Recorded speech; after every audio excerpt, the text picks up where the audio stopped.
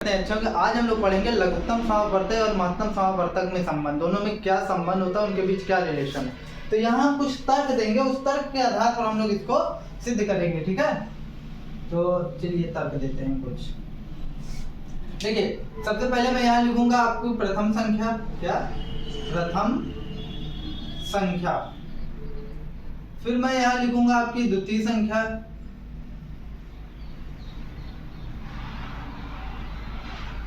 द्वितीय संख्या। फिर हम लोग इनका निकालेंगे लासा, फिर हम लोग इसी का निकालेंगे मासा। फिर हम लोग क्या करेंगे, लासा और मासा का गुणा कराएंगे, लासा गुणे मासा। और फिर इसमें हम लोग पहली संख्या लिख दे रहा हूं इस तरीके से शॉर्ट में। फिर दूसरी संख्या का गुणा कराएंगे और देखेंगे रिजल्ट क्या आता है, द्वितीय संख्या। ठीक है, तो चलिए देखते हैं। मान लेते हैं पहली संख्या 12 है और दूसरी संख्या 9 है। ठीक है, तो अब 12 और 9 का लासा निकालिए। चलिए मैं आपके लिए यहाँ 12 और 9 का लासा निकाल देता हूँ। तो ये हो जाएगा 2 गुणे 2 गुणे 3 और ये हो जाएगा 3 गुणे 3। तो हो जाएगा, देखिए ट्रिक क्या है लासा की। लासा की ट्रिक ये होती है कि पहले वाले में सब कुछ उतार लीजिए, दूसरे वाले में वो उतारिए जो पहले वाले में ना हो। तो 1 3 नहीं है ना, तो 1 3 और उतार लीजिए। तो कितना हुआ, 2 दूनी 4, 4 3 12 और बढ़ती है 36। तो लासा कितना आया भैया, लासा आया 36। कितना आया, 36। और इसका मासा दोनों में जो मिले, केवल एक 3 मिल रहा है ना, तो केवल एक 3 ले लेंगे। तो मासा इसका कितना आ गया, 3 आ गया। ठीक है, तो लासा भी निकल गया, यहाँ मासा भी निकल गया। अब इन दोनों का गुणा कराइए, 36 गुणे 3। तो कितना आ जाएगा, 36 गुणे 3, 3 छंग 18, 3 त्रिका 9, 1 10। कितना आया, 108। अब इन दोनों संख्या का भी गुणा कराइए, किसका, 12 और 9 का। तो 12 9 ये कितना होता है, 108। तो देखिए उनके जो लासा और मासा का जो गुणा था, उन संख्याओं के लासा मासा का गुणा उन संख्याओं के गुणनफल के बराबर आ गया। इसी तरीके से एक क्वेश्चन मैं और लेता हूँ, 6 और 9 ले लेते हैं। ठीक है, तो अगर आप इसका लासा निकालेंगे तो लासा मेरे ख्याल से 18 आएगा। लासा कितना आएगा, 18। अगर आपको डाउट हो तो आप निकाल सकते हैं उस तरीके से करके। और इसका अगर आप मासा निकालेंगे, यानी 6 और 9 का अगर आप मासा निकालेंगे तो ये इसका मासा आएगा 3। कितना आएगा, 3। तो अब आप क्या करिए, लासा और मासा का गुणा कराइए। तो 18 गुणे 3, 18 त्रिक कितना हो गया, 54, 18 त्रिक 54। अब इन दोनों संख्या का गुणा कराइए, 6 और 9 का।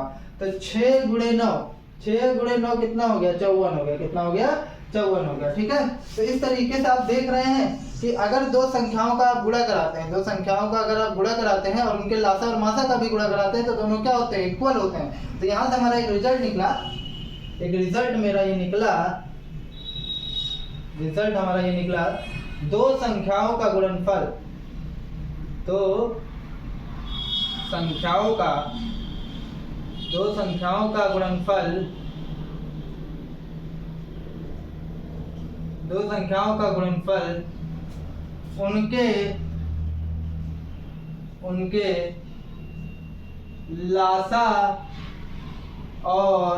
उनके लासा और मासा के गुणनफल के बराबर होता है। उसके लासा और मासा के गुणनफल के बराबर होता है। देखिए मैं नहीं कह रहा हूं, मैं ऊपर से जो है कुछ तर्क देकर आपको ये बताया कि ऐसा होता है। आप कोई दो संख्या ले लीजिए, सबके लिए यही बात होगी कि बराबर होता है। ठीक है, तो जनरली हम यहाँ कह सकते हैं कि हमको यहाँ एक फॉर्मूला मिला, एक सूत्र मिला, एक फॉर्मूला मिला। तो फॉर्मूला हमको क्या मिला, फॉर्मूला मिला कि दो संख्याओं का गुणनफल, दो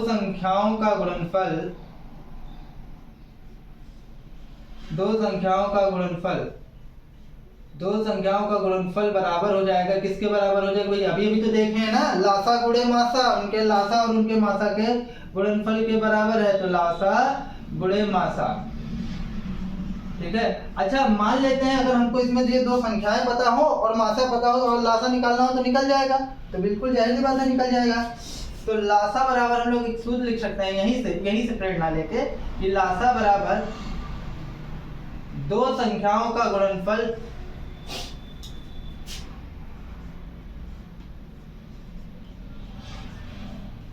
दो संख्याओं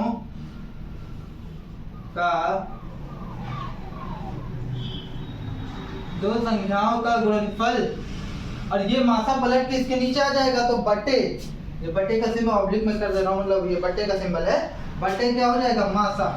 तो आपको अगर किसी संख्या का मासा निकालना हो तो आप क्या करिए, उन संख्याओं का गुणनफल और बटे मासा कर दीजिए। अगर ये चीज पता है तो आपको लासा निकाल, बेसिकली इसका यूज हम लोग लासा ही निकालने के लिए करते हैं, बड़ी संख्याओं का लासा निकालने के लिए करते हैं। क्योंकि देखिए मासा निकालना तो आसान हो जाता है, भाग विधि भी पता है, वो भी पता है, उसमें जो होता है जब लासा में भाग विधि करते हैं तो बड़ा लंबा और बड़ा यही वाला सिस्टम होता है, इसलिए हम लोग जो है इस सूत्र का प्रयोग कर लेंगे बड़ी संख्याओं में, तो वो ज्यादा इजी रहेगा। हम संबंध सीखे कि किस तरीके से लासा और मासा में संबंध होता है दो संख्याओं के लिए। अच्छा, तो आपके दिमाग में ये चलना चाहिए कि अगर दो संख्याओं के लिए तो लासा गुणे मासा बराबर दो संख्याओं का गुणनफल बराबर होता है, लेकिन अगर हम दो से ज्यादा संख्या यानी 3 और 4 ले लें तो क्या ये संभव है? तो आइए इसको भी चेक करते हैं। तो एक एग्जांपल लेते हैं हम लोग। एक एग्जांपल है कि 5, 15 और 20, हमने क्या लिया 5, 15 और 20। अब इसका हम लोग क्या करें, लासा और मासा निकालें। तो इसका अगर हम लोग लासा निकालेंगे, सबसे पहले इसका गुणनखंड कर लीजिए, इसको 5 ही रहने दीजिए। 15 को आप लिख सकते हैं 3 गुणे 5, और 20 को आप क्या लिख सकते हैं, 20 को आप लिख सकते हैं कि 2 गुणे 2 गुणे 5, ठीक है। तो अब आप इसका लासा निकालिए, क्या निकालिए, लासा। तो लासा क्या होगा, लासा की वही पुरानी ट्रिक, पहले वाले में उतारिए, पहले वाले में सब उतार लीजिए, दूसरे वाले में उतारिए जो पहले वाले में ना हो, और तीसरे वाले में उतारिए जो पहले और दूसरे वाले में ना हो। तो ये 2 2 नहीं था तो हमने इसको उतार लिया। तो इसका लासा कितना आया, 15 15 15 30 60, कितना आ गया 60। अब देखिए जब ये 60 आ गया तो अब इसका मासा भी निकाल लीजिए भैया। तो मासा इसका क्या निकल कर आएगा, मासा इसका निकल कर आएगा 5, क्या निकल कर आएगा 5। अब इसमें जो हम लोग वही वाला सूत्र अप्लाई करते हैं, पहली संख्या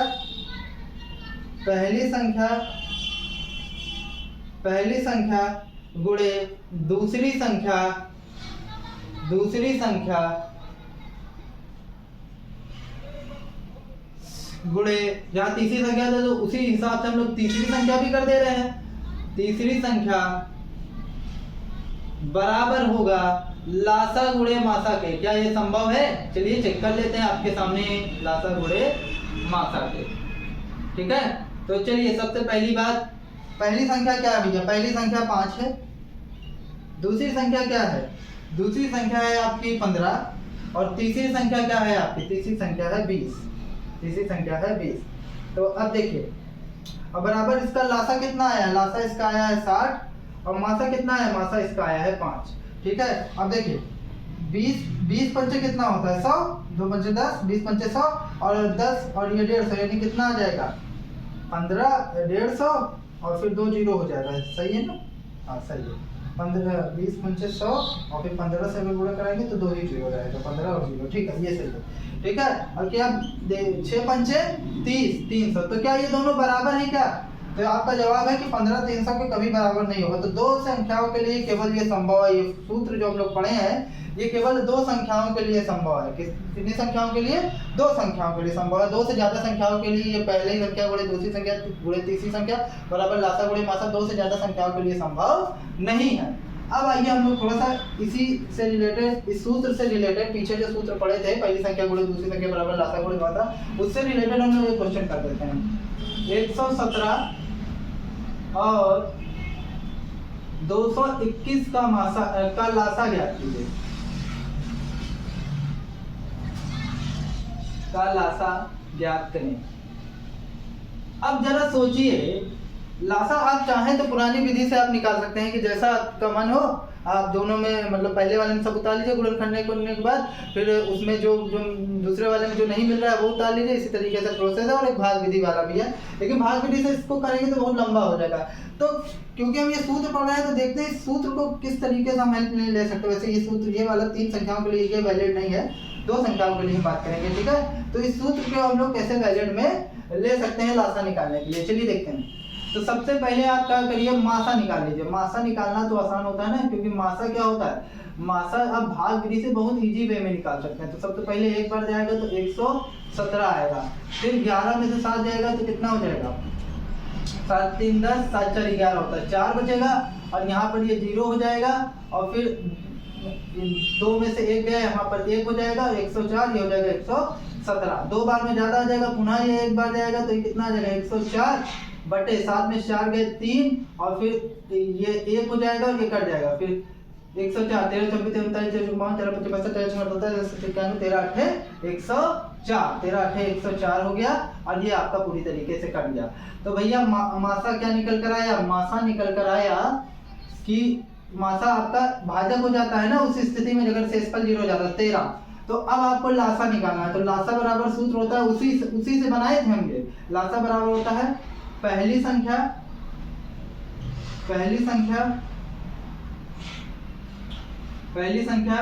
गुणे दूसरी संख्या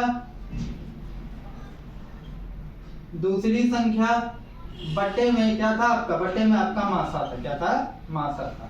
चलिए इसको निकालते हैं। पहली संख्या आपकी क्या है, पहली संख्या है आपकी 117 और गुणे 221, दूसरी संख्या 221 बट्टे में मासा कितना है 13, फिर 13 9 या 117 9, तो कितना आया 9 गुणे 2 2 1, थोड़ा इसका गुणा कराइए 9 9 9 9 दूनी 18 9 दूनी 18 1 19, तो कितना आया 1989, यही आपका 79, यही आपका क्या है आंसर है। ठीक है, लेते हैं लासा और मासा। जब हम लोग दो संख्याओं का निकाल लेते हैं तो उसमें एक बात हमको देखने को मिलती है। चलिए मैं आपको कुछ एग्जांपल लेकर समझाने का प्रयास करता हूँ। जैसे 4 और 9 की बात कर ले, तो 4 को हम लिख सकते हैं 2 गुणे 2 और 9 को हम लोग लिख सकते हैं 3 गुणे 3। तो अब अगर हम लोग इसका लासा निकाल ले तो लासा इसका क्या निकल कर आएगा भैया, आप ही लोग बताएं। 2 गुणे 2 गुणे 3, तो कितना हो जाएगा 2 दूनी 4 4 3 12, तो लासा कितना आया 12। और मासा कितना आएगा इसका, मासा जो है वो निकल कर आएगा, दोनों में कुछ नहीं मैच खा रहा तो 1 तो मैच खाएगा ही ना 1, तो 1 ले लेते हैं, 1 ले लेंगे तो मासा इसका क्या आएगा 1 आएगा। अब देखिए जो लासा होता है ना, इसका जो लासा होता है वो मासा का अपवर्तक होता है, यानी मासा का क्या होता है गुणज होता है। आप इसमें 12 से गुणा कराइए आपको 12 मिल जाएगा, तो लासा जो है मासा का क्या हो गया गुणज हो गया।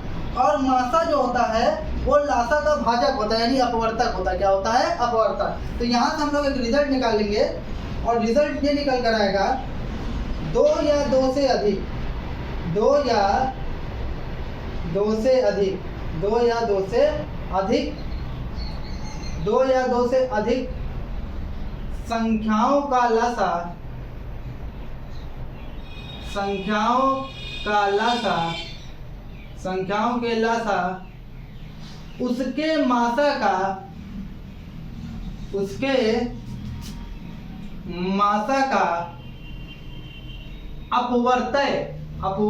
अपवर्तय मतलब समझते हैं गुणज, अपवर्तय होता है। संख्याओं का लासा उसके मासा का अपवर्तय होता है तथा मासा उसके लासा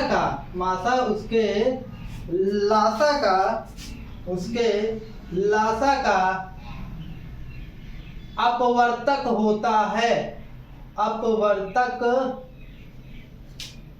होता है, तो ये बात हमको आपको बतानी थी।